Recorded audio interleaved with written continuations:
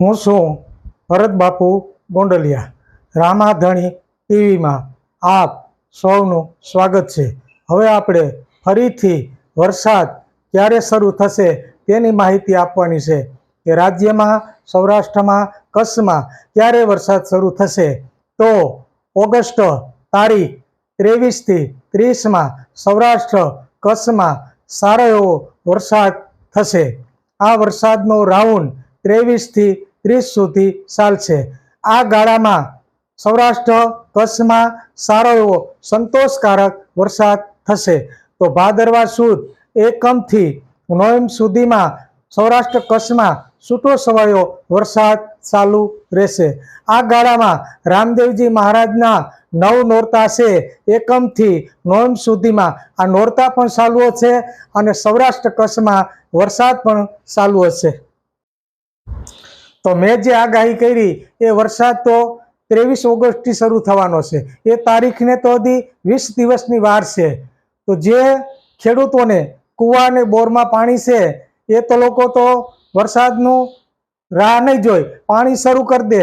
પણ જ્યાં હજી વરસાદ ઓછો છે, કૂવા કે બોરમાં પાણી નથી, તે ખેડૂતોને શું કરવું?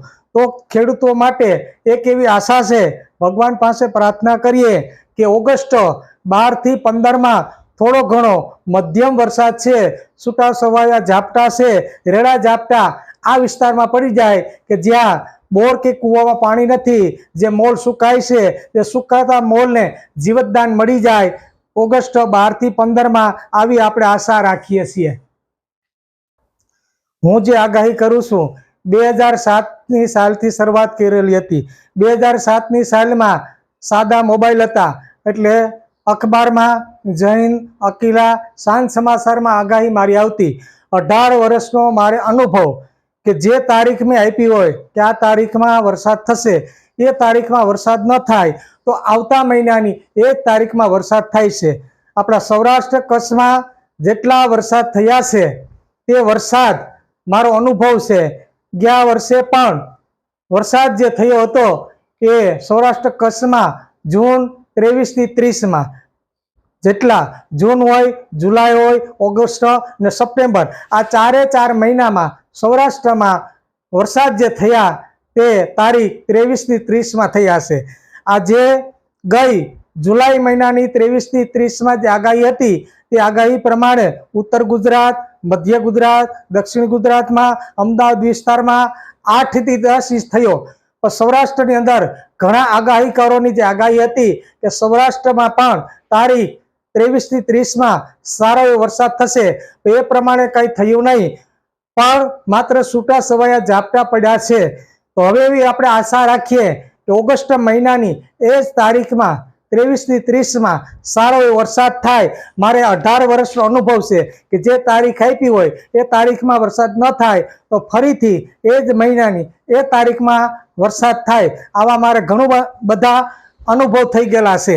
2007ની સાલમાં તો હું અખબારમાં આપતો, આ છાપામાં, એમાં તો આપી દીધા પછી કાંઈ ફેરફાર ન થતો. તો છતાંય ભગવાનની દયાથી, રામદેવજીની દયાથી અગાઉથી 20 થી 25 દી પહેલા આગાહી આપી હોય, જે છાપામાં જિલ્લા બતાવ્યા હોય તે જિલ્લા પ્રમાણે વરસાદ થઈ ગયેલ છે. આવી રીતના જૈન, અકીલા આ બધા અખબારમાં હું આગાહી આપતો. અત્યારે તો યુટ્યુબ ચેનલ છે એટલે કાંઈ ફેરફાર થાય તોય પણ કહી દે. મારો એક નિયમ છે, જે પણ આગાહી આપી હોય એ જ તારીખમાં કંઈ ફેરફાર કરવાનો હોતો નથી. આ ઓગસ્ટ મહિનાની જે મેં તારીખ આપી એ 23થી 30, એમાં 100% વરસાદ થશે. ભગવાન ઉપર વિશ્વાસ, અંતે તો ભગવાને જે ધાર્યું હોય ધાર્યું ધણીનું જ થાય. તો અમારી યુટ્યુબ ચેનલ રામાધણી ટીવી, આ ચેનલને સબસ્ક્રાઈબ ન કરી હોય તો સબસ્ક્રાઈબ કરી દેજો. આ વિડીયોને વધુમાં વધુ શેર કરજો, જેથી કરી આ માહિતી બધા સુધી પહોંચતી રહે. બસ એટલું જ. જય રામદેવજી.